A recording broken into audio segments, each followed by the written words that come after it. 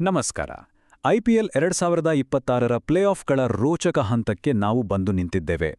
ಇದು ಬರೀ ಗಾಳಿ ಸುದ್ದಿಗಳಲ್ಲ, ಪಕ್ಕಾ ಅಂಕಿಅಂಶಗಳ ಆಧಾರದ ಮೇಲೆ ಈ ಬಾರಿಯ ಪ್ಲೇಆಫ್ಗಳ ನೈಜ ಚಿತ್ರಣವನ್ನು ಬಿಚ್ಚಿಡುವ ನಮ್ಮ ವಿಶೇಷ ವಿಶ್ಲೇಷಣೆಗೆ ನಿಮಗೆಲ್ಲರಿಗೂ ಸ್ವಾಗತ. ಬನ್ನಿ ಶುರು ಮಾಡೋಣ.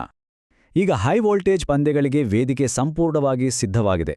ಆದರೆ ನಮ್ಮೆಲ್ಲರ ಮುಂದಿರುವ ಅತಿ ದೊಡ್ಡ ಪ್ರಶ್ನೆ ಅಂದ್ರೆ, ಈ ಐಪಿಎಲ್ 2026ರ ಕಿರೀಟ ಯಾರ ಮುಡಿಗೇರಲಿದೆ? ಈ ಪ್ರಶ್ನೆಗೆ ಉತ್ತರ ಹುಡುಕುವ ಪ್ರಯತ್ನವನ್ನು ನಾವೀಗ ಮಾಡೋಣ.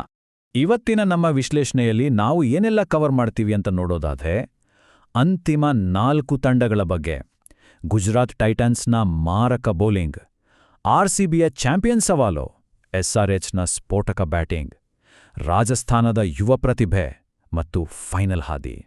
ಮೊದಲನೇದಾಗಿ, ಅಂತಿಮ 4 ತಂಡಗಳ ಕ್ವಾಲಿಫಿಕೇಷನ್ ಹೋರಾಟ ಹೇಗಿತ್ತು ಅನ್ನೋದನ್ನು ನೋಡೋಣ. ಗ್ರೂಪ್ ಹಂತದ ಅಂತ್ಯ ಎಷ್ಟು ರೋಚಕವಾಗಿತ್ತು ಅಲ್ವಾ? ನೀವಿಲ್ಲಿ ಗಮನಿಸ್ಬೋದು, ಆರ್ಸಿಬಿ, ಜಿಟಿ ಮತ್ತು ಎಸ್ಆರ್ಎಚ್ ಈ 3 ತಂಡಗಳು ಬರೋಬ್ಬರಿ 18 ಅಂಕಗಳೊಂದಿಗೆ ಟೈ ಆಗಿದ್ದುವು.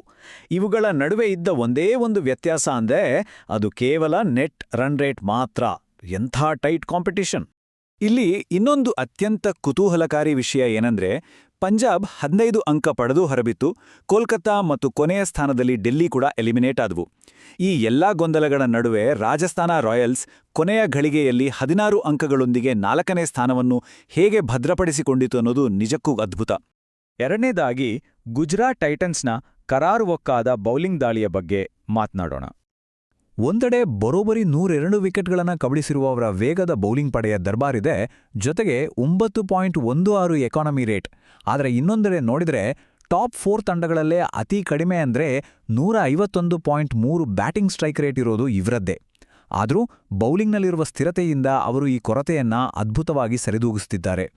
ಗುಜರಾತ್ ತಂಡದ ಅಸಲಿ ಶಕ್ತಿ ಅಡಗಿರುವುದೇ ಅವರ ಬೌಲಿಂಗ್ ಡೆಪ್ತ್ನಲ್ಲಿ. ಕಗಿಸೋ ರಬಾಡಾ, ರಶೀದ್ ಖಾನ್ ಮತ್ತು ಮೊಹಮ್ಮದ್ ಸಿರಾಜ್ ಈ 3 ಅಂತಾರಾಷ್ಟ್ರೀಯ ಸ್ಟಾರ್ಗಳು ಎದುರಾಳಿಗಳಿಗೆ ನಿಜಕ್ಕೂ ಸಿಂಹಸ್ವಪ್ನವಾಗಿದ್ದಾರೆ. 17 ಖಂಡಿತ ಇದು ಕೇವಲ ಒಂದು ನಂಬರ್ ಅಲ್ಲ. ಪವರ್ ಪ್ಲೇನಲ್ಲಿ ಕಗಿಸೋ ರಬಾಡಾ ಅವರು ಕಬಳಿಸಿರುವ ವಿಕೆಟ್ಗಳ ಸಂಖ್ಯೆ ಇದು. ಟು ಬಿ ಆನೆಸ್ಟ್, ಇದು ಭಯ ಹುಟ್ಟಿಸುವಂಥ ಸ್ಟ್ಯಾಟ್ಸ್. ಈ ಅಂಕಿಅಂಶಗಳನ್ನು ಒಮ್ಮೆ ನೋಡಿ. 24 ವಿಕೆಟ್ಗಳೊಂದಿಗೆ ಹೈಯೆಸ್ಟ್ ವಿಕೆಟ್ ಟೇಕರ್, ಕೇವಲ 13.4 ಸ್ಟ್ರೈಕ್ ರೇಟ್ ಮತ್ತು ಮೊದಲ 6 ಓವರ್ಗಳಲ್ಲಿ ದಾಖಲೆಯ 17 ವಿಕೆಟ್ಟುಗಳು. ಟೈಟಾನ್ಸ್ ತಂಡಕ್ಕೆ ರಬಾಡಾ ಅವರೇ ಪಂದ್ಯದ ಗತಿಯನ್ನೇ ಸಂಪೂರ್ಣವಾಗಿ ಬದಲಾಯಿಸಬಲ್ಲ ಅತಿ ದೊಡ್ಡ ಅಸ್ತ್ರ ಅನ್ನೋದಕ್ಕೆ ಇದಕ್ಕಿಂತ ಬೇರೆ ಸಾಕ್ಷಿ ಬೇಕಾ? ಮೂರನೆಯದಾಗಿ, ಹಾಲಿ ಚಾಂಪಿಯನ್ಸ್ ಆರ್ಸಿಬಿ ಮುಂದಿರುವ ಸವಾಲುಗಳೇನು ಅಂತ ನೋಡೋಣ.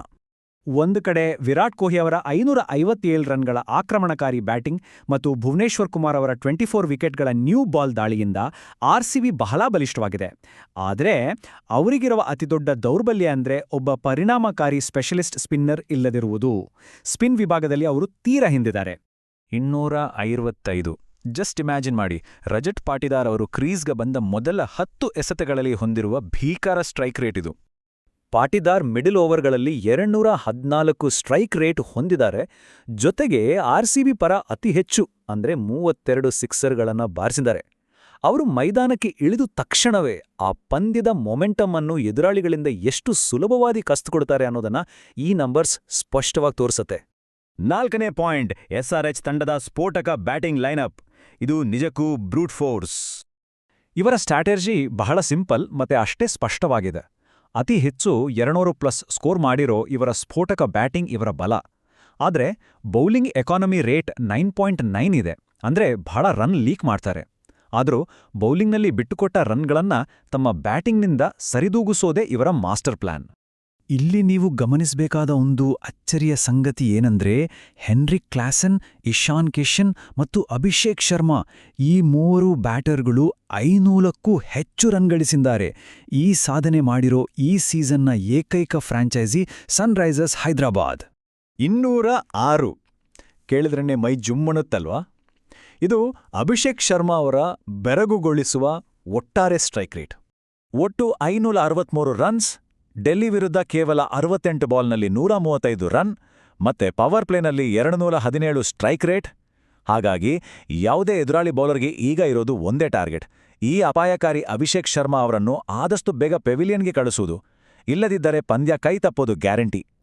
5ನೇ ವಿಭಾಗಕ್ಕೆ ಬರೋಣ. ರಾಜಸ್ಥಾನದ ಯುವ ಪ್ರತಿಭೆ. ಈ ಬಾರಿಯ ಪ್ಲೇಆಫ್ನ ಅತಿದೊಡ್ಡ ವೈಲ್ಡ್ ಕಾರ್ಡ್ ಇವರೇ.